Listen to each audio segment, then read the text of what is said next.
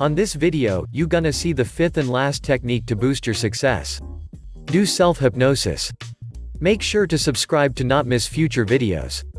And gives us a thumbs up. This technique doesn't require you to go out and spend a ton of money on a hypnosis tape because you will be creating your own. Here are the steps you need to follow to create a hypnosis tape. 1. Write down your desires in the second-person point of view. An example would be, you are a successful sales manager at XYZ company. 2. Write down the supporting statements for this desire. For example, you are a charismatic leader and a calm thinker. You are appreciated and loved by your colleagues, as well as your boss. 3. Put some meditation music on in the background. 4. Start your voice recorder app. 5. In a calm tone, read your statements out loud. You've completed your self-hypnosis tape. Now, you should listen to this tape for at least 15 minutes every day. Make sure that you aren't just listening to the tape, but that you feel that what you are hearing is true.